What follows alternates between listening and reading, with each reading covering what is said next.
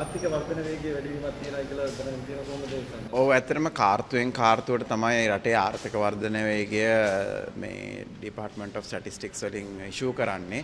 ඉතින් දැන් රටේ ජනතාවට දැනගන්න තියෙන්නේ ආර්ථිකය ඉතාමත් ශක්තිමත් ආකාරයෙන් ඉදිරියට ඇදී යන දත්ත අපිට මේ වෙනකොට ලැබෙනවා. විශේෂයෙන්ම අපි මුලින්ම ප්‍රකාශ කරා අපනයන ශේෂ්ත්‍රයේ 8%ක වර්ධනයක් ජූලි මාසෙ වෙනකොට.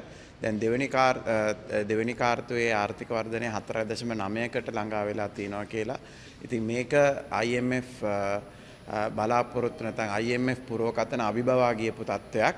ඉතින් මේකෙන් අපිට පැහැදිලිව පෙන්වන්න පුළුවන් විශේෂයෙන්ම වර්තමාන රජය සහ විශේෂයෙන්ම මුදල් අමාත්‍යාංශය ගත්ත තීරණ සහ මහ බැංකුවේ මැදිහත් වීම මේ සියල්ලම මේ ආර්ථික ස්ථායීකරණයෙන් ආර්ථික වර්ධනයකට අපි යනවා කියන සංඥාව සුබදායි විදිහට ජනතාවට ළඟා කරගන්න පුළුවන්.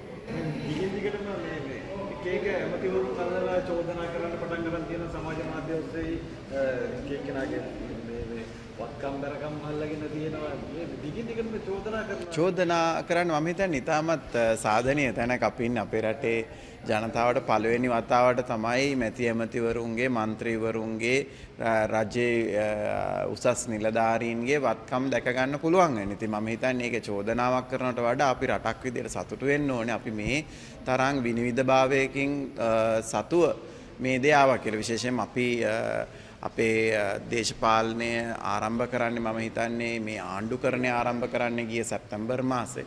එතකොට මේ දක්වා අපේ පවුල්වල අපි දේශපාලනයට සම්බන්ධ ජාතික ජනබලවේගයේ විශේෂයෙන්ම മന്ത്രിවරු මැති ඇමතිවරුන් සහ ජනාධිපතිවරුන්ගේ වත්කම් අපි ආරම්භයේ කොච්චරක් තිබ්බද කියන එක ජනතාව දැනගන්න එක රටක් විදිහට ඇත්තටම වැදගත්. මොකද මේක අපි සාකච්ඡා කරන්න ඕනේ.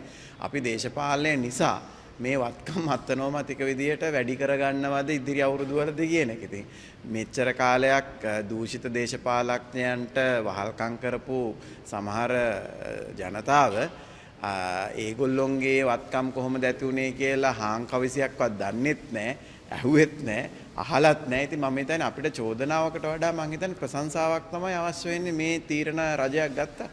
දැන් ඔබතුමාලගේ වත්කම් දරකම් ටික එළියට දානකොට විපක්ෂයේ විවේචන විතරයි. එතුමාලට පුළුවන් නම් අපි මෙන්න අපිට ඇත්තටම දැන් නම් අර ගැරන්ටි පස්සේ පන්නල වැඩක් නැහැ. ඒක නිසා අපි හොයන්න යන්නේ නැහැ. මම හිතන්නේ මහ ජනතාව බලයි ඒ විපක්ෂයේ മന്ത്രി ඇමතිවරුන්ගේ වත්කම් සහ බැරකම් පිළිබඳ ගැටලු තියනවාද කියලා. අපිට කියන්න පුළුවන් අපි සත්භාවයෙන් සියල්ලම ප්‍රකාශ කරා. අපි දන්නේ අනික් අය ගැන. අපි සත්භාවයෙන් සියල්ලම ප්‍රකාශ කරා. පක්ෂයක් විදිහටත් අපේ පක්ෂය විතරයි මැතිවරණ කොමසාරිස්ගේ ඉල්ලීම පරිදි මැතිවරණ වලට වියදම් කරපු සත්‍ය වියදම් සහ ආදායම් ඉදිරිපත් කරලා තියෙන්නේ මේ වෙනකොට. ඉතින් ඒ නිසා ජනතාව මේ ගැන හොඳ තේරීමක් කරන්න කවුද ඇත්ත කියන්නේ? ඇත්ත කියන අයයි සංගවන අයයි තව ටික කාලෙකින් අහුවේ. මොකද දැන් අපි පරීක්ෂණ ටික හරියට කරනවා. වත්කම් පදනම් කරගෙන තමයි ඉස්සරහට පරීක්ෂණ සිද්ධ කරන්නේ. ඉතින් මේ අයුතු ලෙස කවුරු හරි මේ රටේ හම්බ කරලා තියෙනවා නම් ඒ අයගේ වත්කම් පිළිබඳ නිවැරදි භාවයක් ඉදිරි පරීක්ෂණවලදී මහ ජනතාව සතු වේ.